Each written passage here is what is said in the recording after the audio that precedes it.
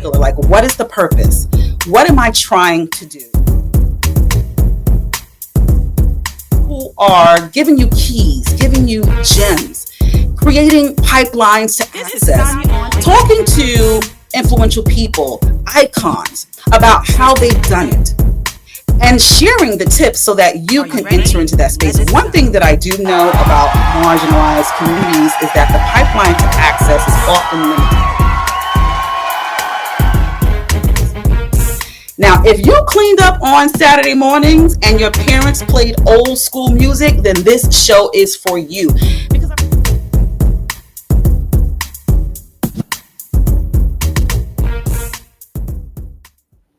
welcome, everyone. You're now tuned into another amazing edition of Sanya On-Air. I'm your host, Dr. Sanya, and are you ready to truly dive into the lives and minds of your favorite celebrities, especially those incredible figures who illuminate Black culture and entrepreneurship? We're talking intimate, thought-provoking conversations that peel back the layers, offering not just glimpses, but profound insights into their pivotal moments and remarkable journeys. It's more than just celebrity interviews, it's a springboard for inspiration, illuminating a path for us all. So, in just a few short moments, I'm going to bring to you Dr. LaJoyce Brookshire. She is an iconic figure behind some of the most profound celebrities in the past, the current, and the future. She is the name behind such iconic entertainers such as Aretha Franklin, Toni Braxton, Sean P. Diddy Combs, Biggie Smalls, and so much more. This conversation is really going to unpack the intersection between personal empowerment and professional success. Those two lanes always merge, and as a leader, as a boss, sometimes we don't know how to navigate or manage it all. We're going to be sharing Dr. LaJoyce's stories, her journeys, the failures, the losses, and the wins, because we're ushering in a new generation of bosses too. So do me a favor. Before I bring in Dr. LaJoyce, I need you to subscribe. Sanya On-Air streams across every major platform. Make sure you subscribe, leave a comment, and share it amongst your family and friends. Also, make sure you visit the Sanya On-Air website, www.sanyaonair.net.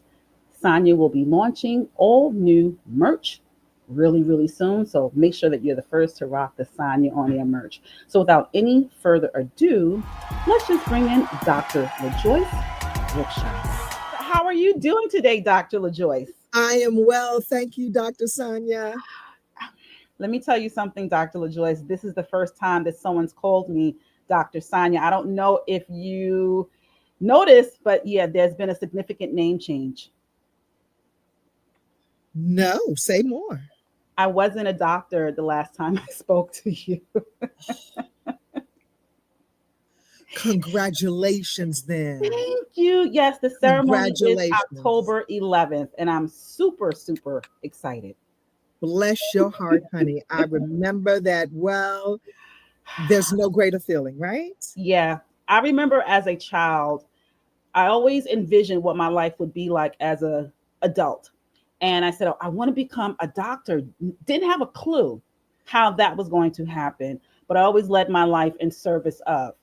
And when the opportunity presented itself, and because I was ready, I was just able to walk into the opportunity.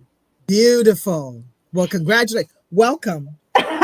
Thank you. So it brings me to the first question that I have for you. Now, the overarch of this conversation is going to be about how your personal growth fueled your professional success. So I want to start at the very, very beginning, because as an educator working in the largest New York City charter high school network, and I'm always talking to students about their adulthood. What do they want to become? Where were you and how old were you when you decided that you wanted to enter into the entertainment industry, an industry that we have heard is one of the most demonic industries to ever exist? Where were you and how old? I was probably in 7th grade. and I was in Louisiana, and we were doing this pretend thing. And my cousin said, I'm going to be a news reporter. And I Mm. said, I'm going to be on the radio. Wow. And my friends jokingly used to call me radio because they said I never shut up. Right? So, true story. Fast forward, I did my internship at WJPC, the Mm. amazing AM 95 in Chicago. And uh, the first day at work, then I went to work there. I worked there. And when I came out of the newsroom, the receptionist said, your third grade teacher is on the line. Her name is Mrs. Carmen. And I said, yes. And she said she has to speak to you. She's been holding on for a while. And so I took the call, and all she said was, thank God somebody's paying you to tell them the news. And I thought, Miss Carmen, and then she hung up. Wow. I said, Lord, today.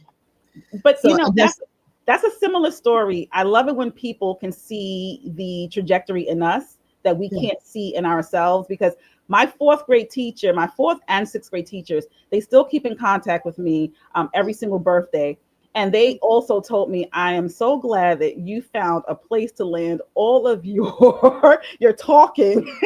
Yes, definitely. But wait a minute. At the age, you said the seventh grade, that's when you knew that you wanted to go into the entertainment industry. Broadcasting. Yes. How did you know that? And did you know exactly what steps you should take in order to get into the radio business?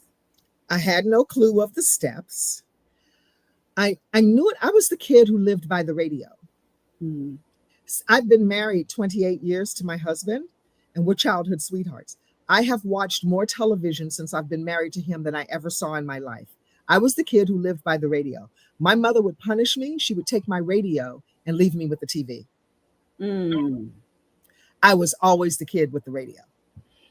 So that's a gem. I'm not sure if you dropped it, because once again, similar stories. This is how I know that this is a testimony for someone else. I remember in the year 2005 or 2007, I lost everything in Florida due to Hurricane Ivan. I didn't Oh, have anything but the clothing on my back. And I said, well, now that I have to start from scratch and rebuild, what am I going to do? Now it has to be intentional. I said, well, what did I like to do all the time as a kid? I like to talk, and I like to write short stories. Hence, I'm in media, and hence, I'm a published author. Get back to what excited you as a child. So that was a gem right there. well, and speaking, yes, thank you. And I wrote short stories as well. I actually always wrote. I always had a diary, thanks to my husband. Like I said, we were childhood sweethearts. He gave me my first diary for Christmas when I was 12. Wow. And and what I used to do was I used to write the school plays, Mm. primarily so my friends could be in it. Wrong motivation, but that's what I did. No one else was writing them, and we always had an assembly. So I always wrote the plays, and I won an Ebony Junior writing contest when I was 11. Remember Wow. Ebony Junior magazine? Yes. I won a writing contest when I was 11, and I was like a third runner-up or something like that, and I was just thrilled to death. Wow. Okay, so a part of your journey, so radio, I know a part of your journey, you also got into public relations for some of the most iconic entertainment professionals that we heard from in the past, the current, and potentially in the future. How did you get into public relations? And then we're going to talk about some of the clients that you've worked with. I got into public relations as a next natural progression of being a radio producer. Hmm. I was a writer and producer at Sheridan Broadcasting Networks, which is now American Urban Radio. And we had a name change when I was working there. And I used to write the show and co-produce the show Top 30 USA with Donnie Simpson. Mm-hmm. It used to come on Saturday mornings here in New York, WBLS. That's where it used to air. And then the next thing you kind of do after being a radio producer is go work for a label. Mm-hmm. So I before I worked for a label, though, I started my own public relations company. And I was handling a lot of not-for-profit people, a lot of upstarts, a lot of fringe type people who needed publicity. And then I went to work at Hush Productions. And where else did I work? Hush Productions, Polygram. But at Polygram, though, I worked at International A&R because they were Wow. thrilled with my Spanish background. I studied at the University of Madrid. Have La Universidad de Madrid. I have a dual degree in speech and Spanish. Nice. But I Yes. just want to pause for a moment because sometimes we get stuck because we're both from the generation you get a good job, you keep it, and you retire. But all throughout you talking about this early journey, I was like, oh my gosh, she had the audacity to know when to go into the next journey and when Yes. to pivot. When did you get that itch to say, it's time for me to move on and to now write the next page of this book? Because I always had an itch to the Mm. next thing. My mother gave me a great sense of adventure. We used to have to keep a suitcase packed under our beds. And we had what you call travel clothes, that these are the clothes you travel in. You don't wear them any other time. You have travel pajamas, a travel toothbrush. And so, and then we had come home from a trip. We had to wash our clothes, put them back, and put our suitcases under the bed. That's because my mother would pick us up from school. She would go to the office, and on a Friday, LaJoyce and Stephen Hunter come to the main office. LaJoyce and Stephen Hunter. And people would be like, where y'all going now? We said, we don't know. But we know we out. We outside. So when we used to just, and she was just so spontaneous like that. So she gave me that sense of adventure, but she was a teacher for 33 years. And I'm here to tell you that me getting the itch to go from job to job, it was much to her disappointment. Mm. The choice, you keep going from girl, you need to get somewhere and stay there, girl. That job, you like it. I said that, mommy, this is not it. Mm. This is not it. I said, you taught me that. She said, I taught you how to go from city to city. And you say nothing about going from job to job. So how did you alleviate her concern? Because, we're children talking to our parents. Sometimes they don't get it. It doesn't land because they feel as if they always know what's best for us. How did you still take that step of leap, even though your mother was against it, to say, I know that this is the right path for me? Yes, I was able to take the leaps even when mommy was, fussing. But you know why I was able to do it? I was able to show her proof of why. Hmm. She was a very rational, logical woman. I'm very logical myself. And she's very black and white. And so what I would always do is write a letter. I'm like, I'm writing you this letter because I don't want to cry Mm. and I don't want to argue. And then I would state my case. And then she would call and say, you go, girl. Nice. I'm proud of you. I like Seems that. like a good move for you. Yes. I like And that. that's Write a letter. write a letter. I'm big on writing letters. Yes. Hmm. Very big on Okay. So and it. that's a strategy that I also employ because my dad, love him dearly, he's in the back. Sometimes I just can't get through. And sometimes I'll say, okay, let me put this in a text message. Sometimes even some of the books that I co-authored, I said, let me write this message for him in this book. And I'll just pass him the book and say, here, Dad, read this. Oh yeah. Wow. So I've Wow. employed that strategy and it just lands a lot differently because then I'm Mhm. giving him the opportunity to process what I Mhm. just said instead of responding first. He's processing first so that he can think of a more meaningful answer to what I wrote. So Yes. I'm glad that you mentioned that. So you get into public relationships. Now let's talk about some of the iconic figures that you've worked with. Name them. Well, at Arista Records, I was director of publicity and I worked with Miss Aretha. I worked with Kenny G, Whitney Houston, Carly Simon, Wow. Kenny G. Did I say Kenny G? Yes, I did say Kenny Yeah. G. The Notorious B.I.G., my biggie. Wow. A total 112. I had the entire Bad Boy roster. 112, Mace, and Sean Puffy Combs.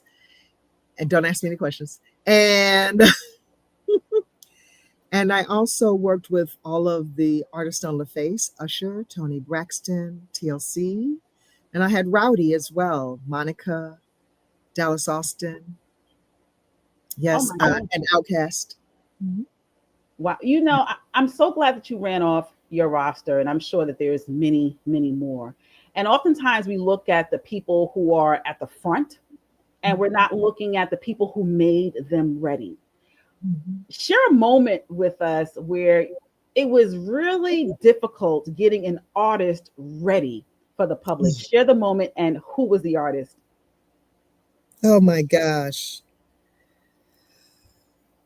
Which one? They all had to get ready because they were all so green when they came. I And let me say this before, let me preface what I'm about to say with this point. My greatest joy was taking an unknown gem, Mhm, getting them polished and ready for public consumption mhm, and presenting them to the world. That was my greatest joy. mm. I would say one of the toughest artists to get ready was Biggie. And I can see it. well, I had come in, and just when he was about to be media trained, Wendy Washington was leaving Arista, and I replaced Wendy Washington. She said, "Now, I already planned this little day with Biggie. I heard he's difficult. I haven't had a chance to media train him. He hasn't allowed me to get with him, but the press is coming." She had already set up the day. I said, "Okay." And she said, "But you're going to need to meet with him a couple of hours before and give him a quick down and dirty." It's no problem. So we get there. He arrives. He's at Bad Boy when I arrived, very early, and we're in the room with the hospitality and everything that I had set up. And then so we start talking, and I introduce myself, and he looks me up and down and goes, "Okay." And so I sit down and I start asking him questions. I said, "I just want to do a run through really quickly. I want to do a little media training with you." He goes, "Uh-huh." And I say, so he's answering questions, and I'm saying, "Okay, answer the question with the question. Stop saying the N word and look people directly in the eye when you speak to them." He said, "I'll be right back." Oh, then he looked me up and down again. He said, "You a B."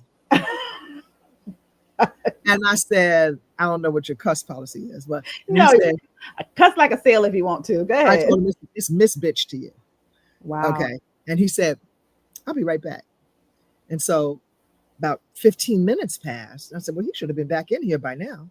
I went around the office looking for him. I didn't see him. I went to ask the receptionist, "Did you see Biggie pass here?" She said, "Oh, yeah, he left about 15 minutes ago." I was like, "Left? Like, left the building?"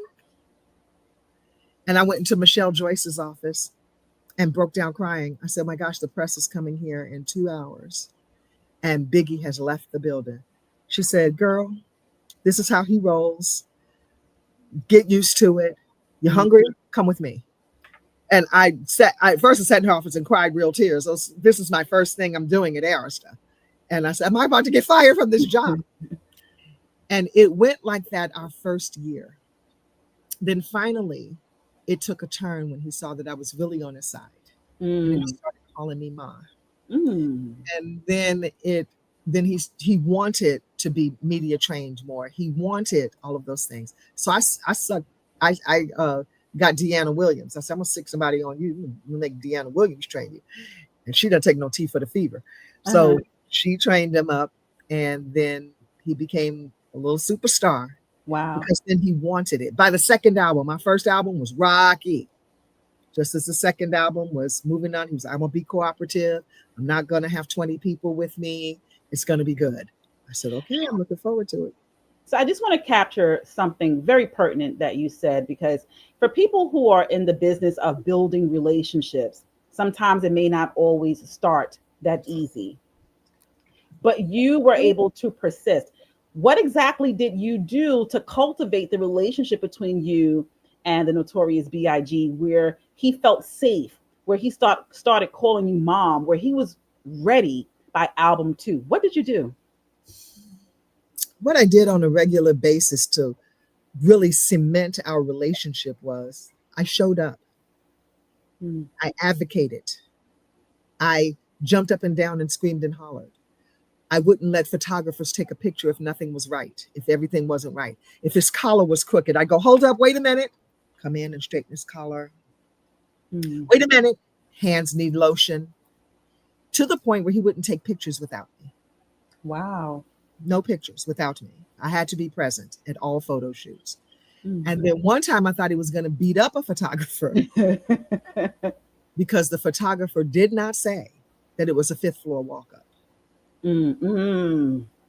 And he had a fit. And I told the photographer, that might be a little something you want to say to a man who's 300 pounds Right. and to me, so I could pass it on. Mm-hmm. All Mm-hmm. right. I understand that this is your studio, but we could have rented a studio. Yeah. I had the means to do that so that he didn't have to walk up a fifth floor walk up. And Biggie punished him. He made him go get food. He said, you go get my food. I said, I'll get it. I'll get it. He said, no, no, no, no, you're not. Wow. He's going to get it. That.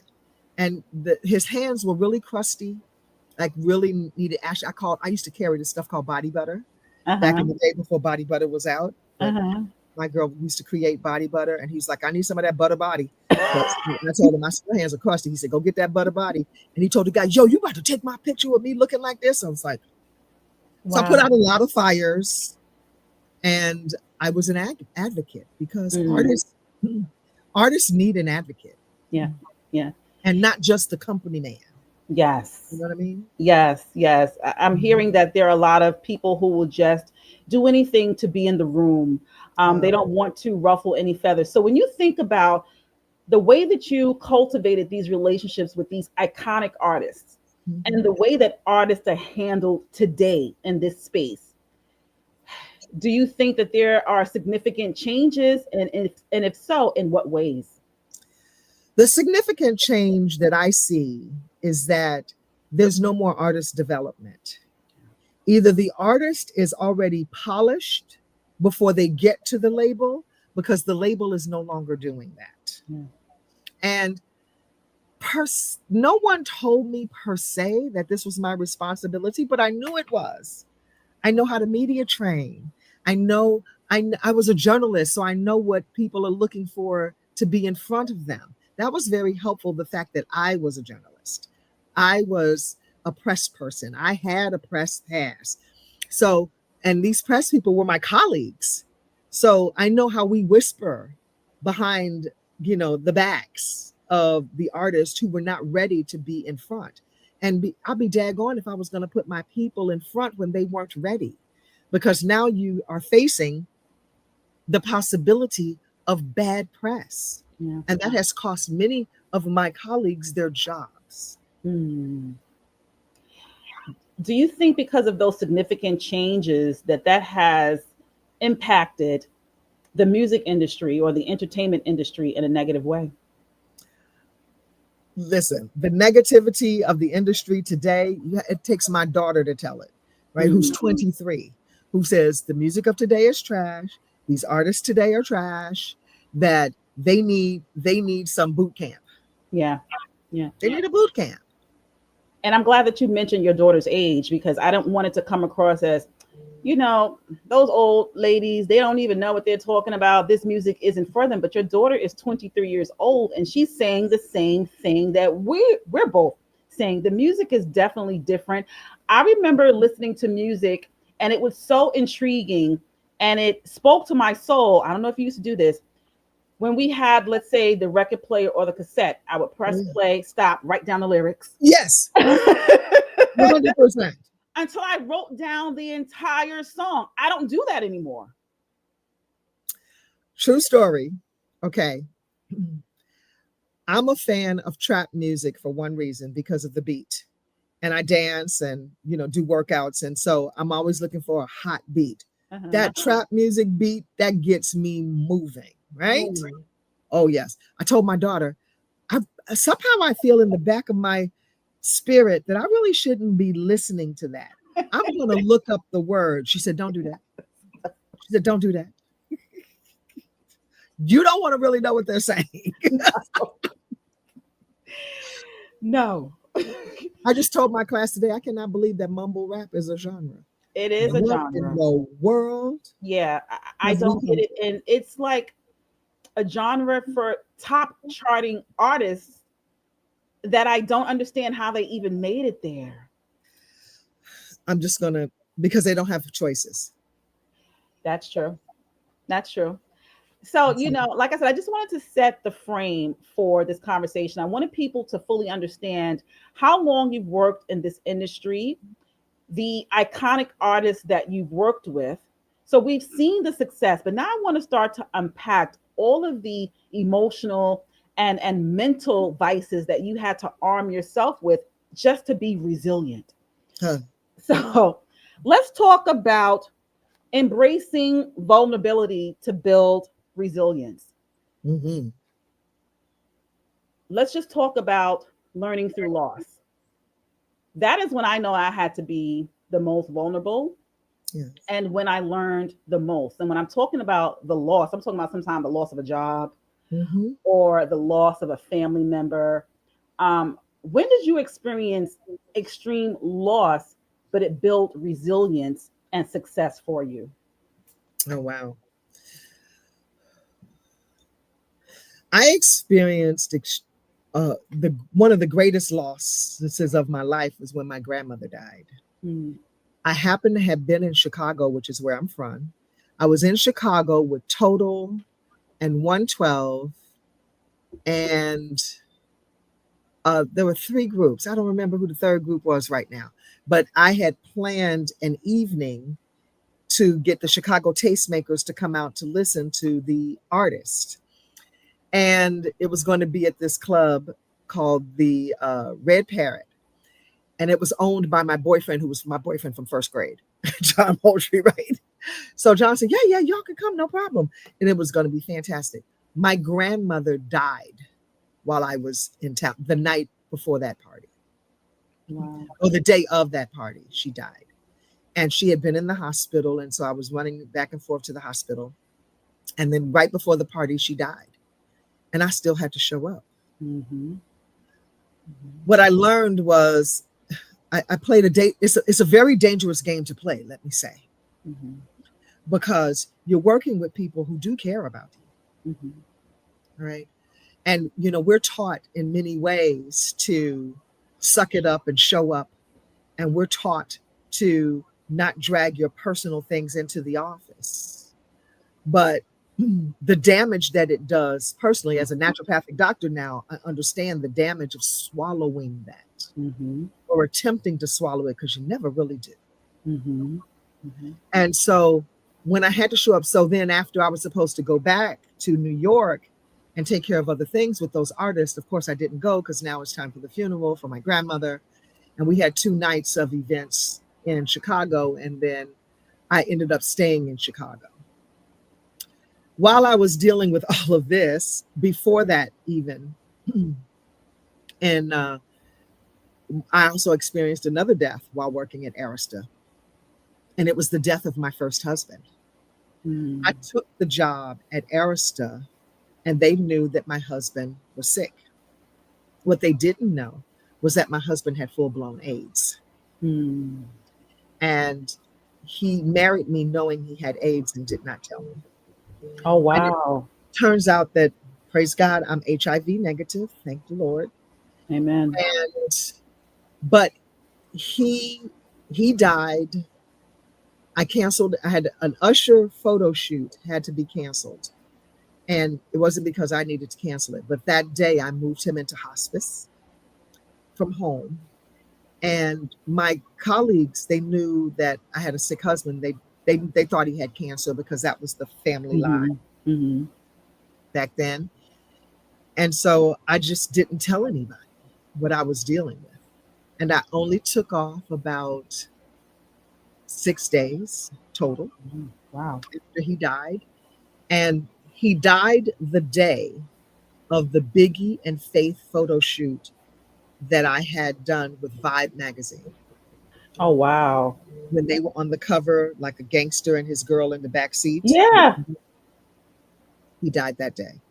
So it's 102 degrees under the Brooklyn Bridge that July day. I had on a white suit because it was too hot to have on anything else. I had gone to see him that morning because I knew I'd be tied up all night with this photo shoot. They wanted sunset shots as well. And It was really Biggie who made me leave that photo shoot. Now, on a break, he ran over to me and he said, "What in the world is going on? What is this that your husband is dying in hospice?" He was like, "Mom, you didn't say anything." I said, "And you, for you to do what?" He said, "Ma." He said, "You're leaving here." And I said, "Oh, no, honey, because you like to cut up at a photo shoot." He said, "No, no, this is almost over. I promise you." I said, "Biggie, I cannot lose this job. This man's about to die. Mm. Please, Biggie." He walked me to the car. He told the driver, who was somewhere refreshing himself, he told the driver, "Get in the car, take her home because Wow. she needs to get home to her husband." He was like, "I just cannot even believe you're here." What I learned about that bounce back spirit developed even more because I had a whole company rallying around. And I also learned not to stay silent when the trouble comes, when Mm. everybody's going to have their turn to have murky water. Mm. And I didn't even say any, my immediate vice president knew, and my immediate director knew, but Black music didn't know. Mhm. And the day that the Black music department found out, oh my gosh, Jean Riggins, president of Black music, called me into her office with an urgency that I literally thought I was fired. "LaJoyce, get into my office." I said, "Okay." I grabbed the notepad. I ran down to her office. I got in there. She was standing up over her desk. The vice president, there had two vice presidents. One was looking out the window and one was standing like this. Mm. And so I look around. She said, "Sit down." And she said, "What is this I hear? You got a husband at home dying." I thought, oh, that. What? Because literally I thought I was going to lose my job and didn't know why. And I said, "Yes, yes, it's true." She said, "Why are we just finding out about this?" They fussed at me and they loved on me. Wow. Yeah. I'm hearing a lot in what you just shared with us. And it makes me really think about, people love to say the work life balance. I don't think it exists. I just call it Yeah. the work life integration Yeah. That's because exactly what it is. because you have to manage them both or manage it all. But if you know now, if you knew then what you know now, would you have done it differently and left sooner, or would you have done it the same way? You mean left the industry or left Left or the photo shoot that day that you had for Biggie, would you have oh, left? let me tell you what was easier. It was easier for me to manage my workload than it was for me to manage the husband. What I understand very clearly is that we, collective Black community, Hispanic community, communities of color, period, we believe that we can love people through medical emergencies. You Very true. cannot. Yeah. She don't need no therapy after no stroke. She's not going to any rehab. My mama's coming home. You are not medically certified to rehab someone who's had a stroke. Mhm. Why don't we feel that we need to get our family professional help? And why do we feel that there's a betrayal if we do? Yeah. Yeah. That is, now, if you have someone in the family who's qualified, I agree with that. Bring your family member home. But what I could no longer do was manage. And my family had an intervention with me Mm. because I had a carefully coordinated calendar of friends and family to come into our home to help take care of him. People gave up their vacations. My mother and father were coming every other week and staying a week because they were the retired ones. And literally they'd have a day of overlap to do the training on, okay, this is how everything needs to be cared for so Mhm. that I could go to work. They Mhm. did that for me. And when it got to be too much, my mother called me at work and said, "It's time. It's Mm. time for him to have the professional help because LaJoyce, we have all done our best, haven't we?" I said, "We have." And the next phone call, as I sat at my desk, like, I looked at my calendar, like, ooh, that Usher photo shoot was canceled. I said, "Thank you, God." And I got Mm. on the phone and I started calling to find out who could receive him as a hospice patient because he was at home hospice. Wow. But you know, LaJoyce, Dr. LaJoyce, there's so many individuals who don't have the support of their Sure. job or the support of family to make it easier for them as you go to work. Hmm. So, what would you say for someone who's navigating through loss while also trying to understand personal work life balance integration? Is it okay to say I need some time and I'm just Ooh, gonna put a pause on things so that I can you know, re-emerge stronger and more powerful than ever? Is it okay to press the stop or pause button? it is absolutely okay to press the pause button. And now it's easier to do that because now everyone has an understanding about mental health and about the necessity to dial it back if need be. Now we are more aware than ever before. That is one of the things that emerged after COVID. That was a good thing, Mm-hmm. sure.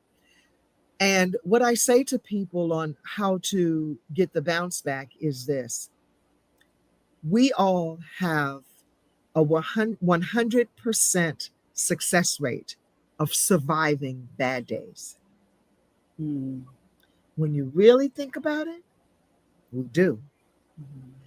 How we handle it is quite Right. another story. Yeah. Yeah. And so I think that if people have a solid foundation and choose not a life of isolation, Mm-hmm. because who can you call? Who are your team of people? Who's your Dr. Bombay? Who is your go-to, your ride or die? Now is the time to get them involved. Yeah. Get I'm them glad involved. that I felt Mhm. like you were talking directly to me because in my journey of navigating loss, and one strategy that you just mentioned was to, you know, call on your village. Mhm. And when I went to call my village, I said, I don't even know what numbers to dial. Mm. And I had to really take an internal look at myself and really ask myself, did you invest in all the right people? Mm. Because if you are figuring out who should you call, made me it made me even more depressed because I was just like, oh my gosh, how do you choose who to invest in when it comes to your personal and professional circle? Oh, so we're going there? Oh yeah, Okay. we're going there. Ho, here's how you choose wisely on where to invest. Take a look of who's making more withdrawals than deposits from your life.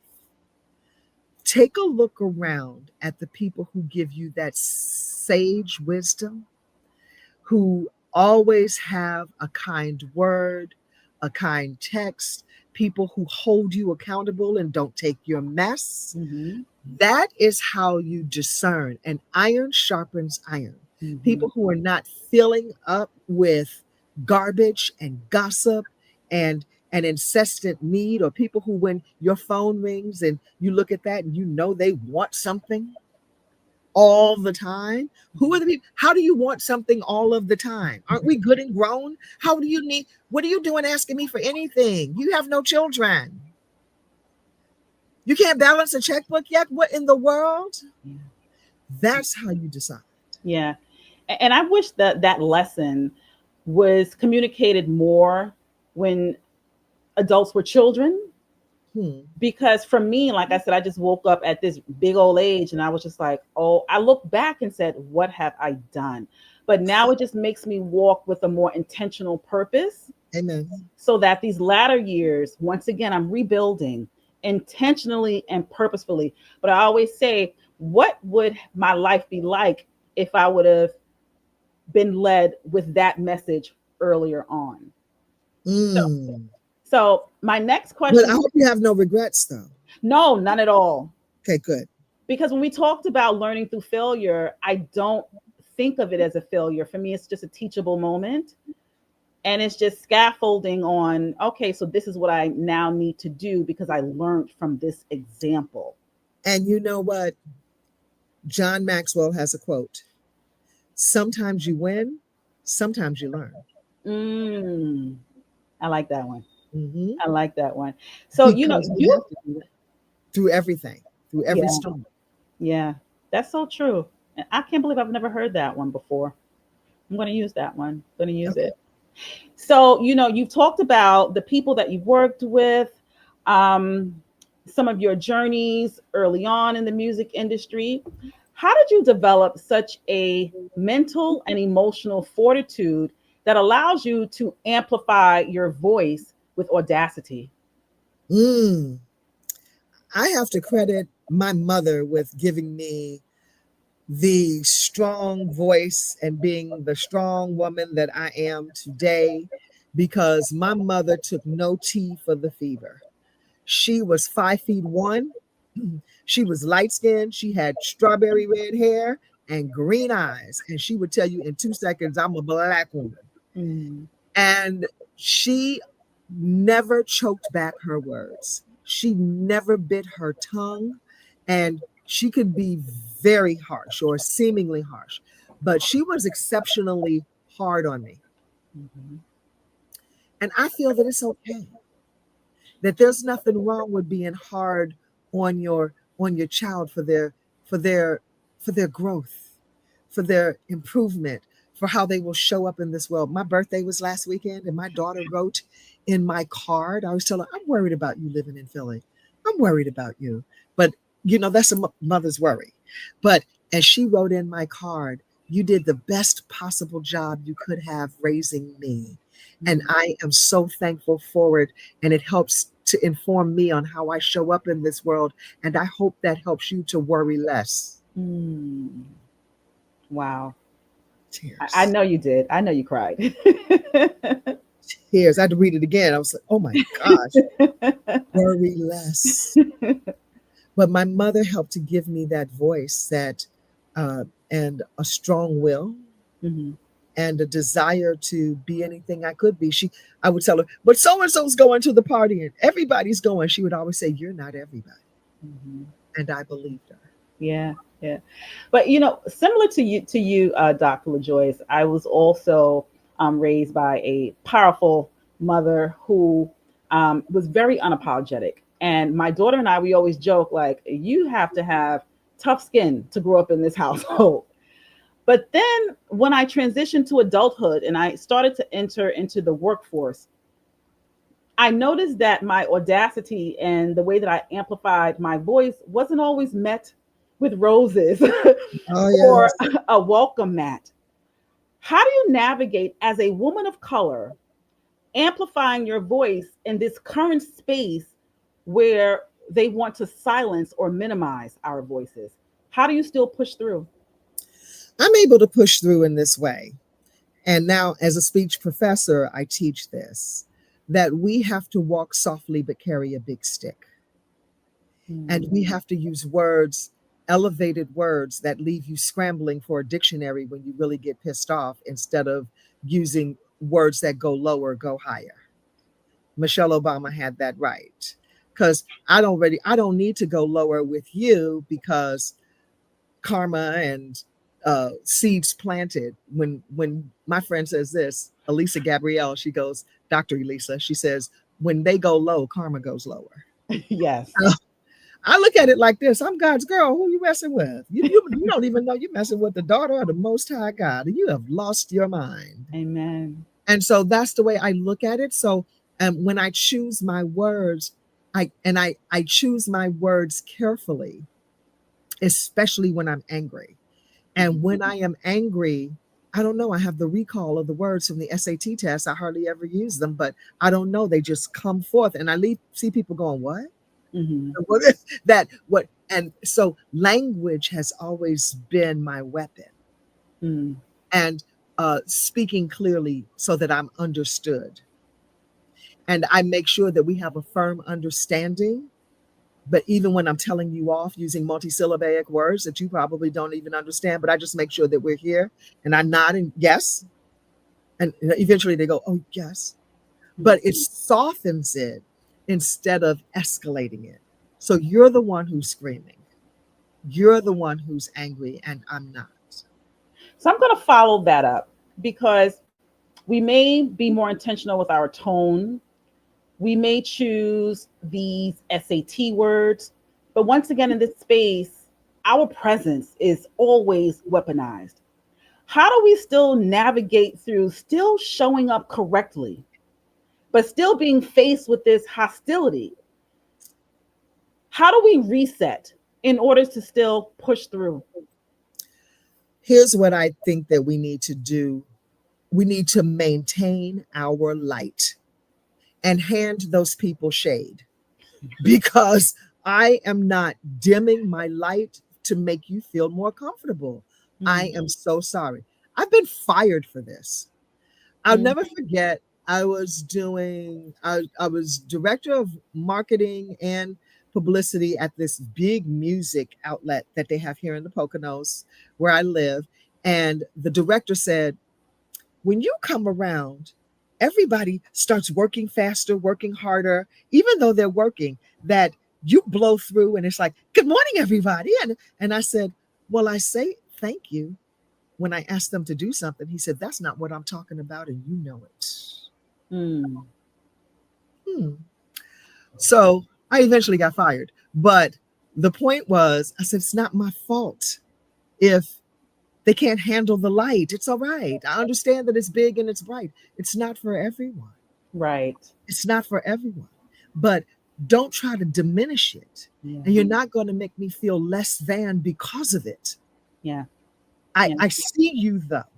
I Hmm. see you and I understand your need to feel comfortable. I understand your fragility, Mm, and I'm not here to play with it. mm. I Yeah. didn't come to play with you or it. Can we all just get the work done, please? Yes.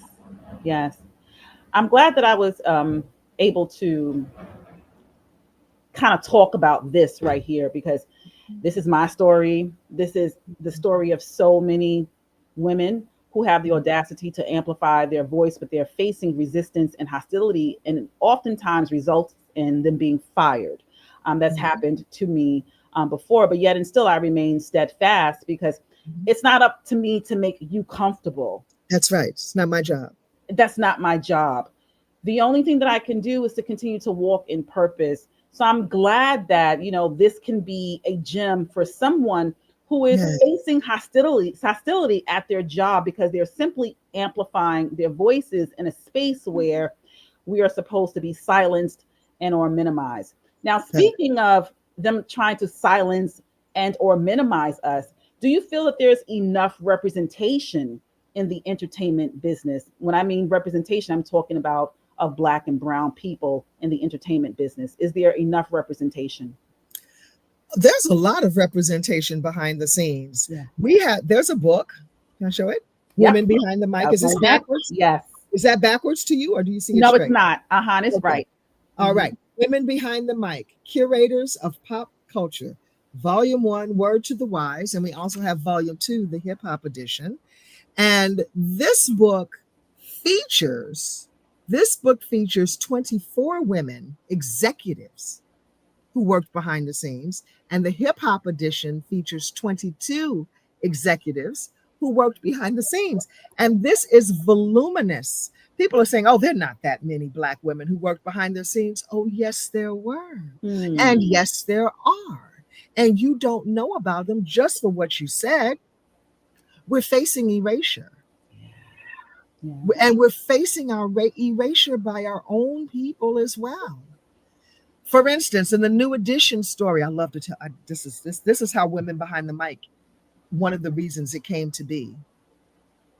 In the New Edition story, which was 3 nights, yes, Yeah. I sat with my popcorn, cleared my calendar, and I waited with bated breath to see how Juanita Steffens and how Renee Foster would be depicted, because Mm. when Renee Foster was the assistant to Juanita Steffens, who was vice president at MCA Records, and they did everything for those boys, made sure they had their studies, made sure they had their their studies turned in, made sure that they had good hotels. They even made sure they had condoms. Okay, Mm. Mm-hmm. that's not too much information, No. but it's the truth. And in 3 nights, they didn't depict Renee or Mhm. Juanita at all in a 3-day biopic. And those women were influential in making sure those boys had the start that they needed. I was furious. Then in the movie Notorious, Mhm. there was only one scene where it could have been a publicist, and that is where Faith Evans is sitting on the couch with the reporter, and Mhm. then Biggie knocks on the door because he's angry about this Tupac thing, right? And the white guy in the suit jumps up to handle it. So if there are 3 people in the room with Mm. Faith, an interviewer, and a white guy in a suit, that's the publicist's job. I Right. stood up in that movie theater and I threw popcorn and screamed out loud. I'm like, oh, so I'm a white man? You just Wow. grabbed, and the white man didn't say anything. You just grabbed any available person to depict the publicist's role. If you're trying to get the things right, why didn't you get all the things right? Right. All Right. right, erased. You could have grabbed any random black girl standing around on that set, put a Mhm. suit on her, and let her have been the accurate depiction of the black woman publicist who worked with Faith, who set up that interview that day. Mm. Yeah. You could have done that. The last thing was Puffy's Can't Stop, Won't Stop. Michelle Joyce, my co-writer, my co-creator here, she called me. She said, "You see Can't Stop, Won't Stop?" I said, "Yeah." She said, "Puff call you?" I said, "No." "He called you?" She said, "No." She worked in his office. She was his director of marketing. And Mm. every other one department except for 2 was run by women at Bad Boy Records, and not one of them was asked to say a word in Can't Stop, Won't Stop. I said, "I'm tired." She said, "Me too." We got our friends together, said, "Blow the dust off your memories. We're tired of being erased. This is 3 strikes, y'all are out." But you know what, Dr. Sanya, it is not their responsibility to tell our stories. It's Yeah. ours. Yes. Onus lies with us. Yes. Yes. Yes. And I'm glad that you decided the onus lies with us, because I was just like, okay, so who is this book for? Who is the audience? And I'm so glad that you were able to capture all of the she roles in the Yes. entertainment industry. Because if I'm going to high school students and they're talking to me about careers, I want to give them examples. That's I right. want them to see themselves. That's right. So I'm And glad that you all decided to pen this book. I also want to mention, and I briefly alluded to it just now, you're also pushing curriculum into schools as well, correct? absolutely. We have written curriculum. It's called Backstage Pass, Careers for the Entertainment Industry. And this is Exploring Entertainment Careers is the exact name.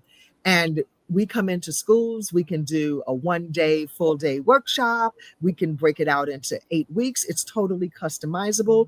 And each week, each session is taught by the person who actually did it. So I would teach publicity. Then we've got one to teach promotions, A&R, songwriting, um, artist development, and even all of the stylists and the make all of those things. So we teach all of the things that it takes to make the artist. And the students are actually they actually have an assignment within that time frame, and they walk away with something tangible that they can put into their portfolios. So Mm. it's an excellent opportunity. And then we also have pathways to internships, and we go on field trips. So it's really exciting for the students. Amazing. Like I mentioned to you before, I definitely want to share this amongst my colleagues in education. But for those, let's say, administrators or leaders in education who are watching this conversation, how can they get in touch with you if they want to bring the curriculum inside their schools? Women Behind the Mic at gmail.com. That's Women Behind the Mic at gmail.com. Amazing. That's how And we just can do it. also briefly, there's so many things. Like, you are just multi-layered, multi-hyphenated. Like, I can be here all day, but this is what I love about impressive women the portfolio is very much diversified, and I love it. You also have a podcast. You I do. Ask the Good Doctor, correct? Ask the Good Doctor. Yes. Talk That's about my that a little bit. Ask the Good Doctor is my entire brand. I teach audiences how to attain, maintain, and reclaim perfect health. That is personal, my personal assignment from the Lord. I teach people how not to die from diseases we can prevent. I have just created my new book, Trinity, Nice. the 21-day detoxification program, 21 days to becoming healthy, wealthy. And that's available anywhere books are sold. That's my 11th book, by the way. Wow. And this is my Trinity 21-day detoxification program. And it's a box set. It comes with everything you need to fully detoxify your body in 21 days. I went all the way to Malaysia to have it formulated with the best products in the world. And they were so excited about it. I went there in January 2025, and they launched it at their international conference in Dubai in April. So Wow. we are officially in the marketplace. I'm so excited about it. I just love teaching people how to be healthy, wealthy, because it's our birthright.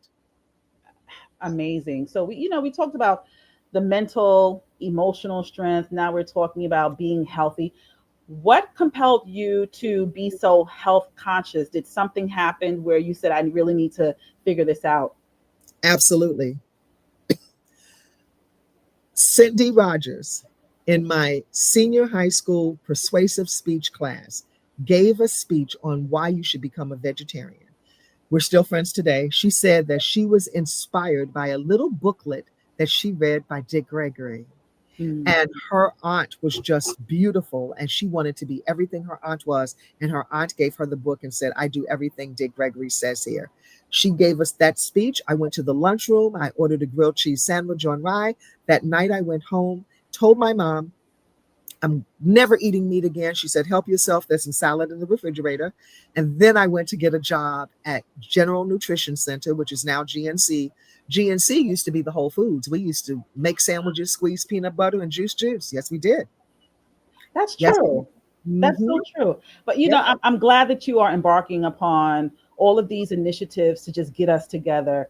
I too had a similar journey. I haven't eaten meat in, I would say, 30 years. Wow. I did go back to eating meat. My hair started falling out. It's like, no, I had. Oh, Yes. yeah. I wasn't replacing my proteins properly because when I went to college, I didn't really know how to. They would just hand me this pack of cheese. That wasn't the answer. Yeah. But I never went back to eating beef or pork. I eat organic chicken only. Mm, Turkey, as you know, is not processed at all. right. And I eat wild caught fish only. Yeah, it's definitely a lifestyle It journey. is. Even after 30 years, I'm still trying to figure out a few things. But I really noticed my health was being affected, my mental. And what I did was, before I made the change, was every time I ate something, I wrote down in a journal how it made me feel. Good. And then after a while, I was like, oh my gosh, it's what I'm eating. And that's when I decided to make this very significant lifestyle change. And I haven't gone back since then. You are so smart because getting people to keep that food diary is the hardest part of all. And that's your first assignment when you come to see me. Wow. So when my audience wants to really tap into the health journey to improve their health, how can they contact you, the Good Doctor? Ah, ask the good doctor one at gmail.com. That's ask the good doctor one at gmail.com. Amazing. So we have Women Behind the Mic, Volume One. Is Vo- Volume Two out yet? Volume two is out. I'm looking around on my desk for one. I don't have one nearby. But yes, volume two is absolutely out. And they can also purchase that online as Oh, yes, well. they're both available everywhere books are sold. Amazing. Amazing. Dr. LaJoyce, I really appreciate your conversation. I really appreciate you sharing your story with us. We really ran the gamut from your early beginnings up until present day. And I hope, well, I know that my audience is going to leave full and also Mm. inspired with next steps. Thank you so much for your conversation. Thank you so much for inviting me. I appreciate you so much. Looking forward to seeing you again soon. Thank you. I'm just going to continue on with the show, but we will definitely stay in touch. All right. Take care. Bye bye. You take care as well. There you have it, Dr. LaJoyce Brookshire. Wasn't that an amazing conversation? I mean, there's just so many gems that Dr. LaJoyce dropped.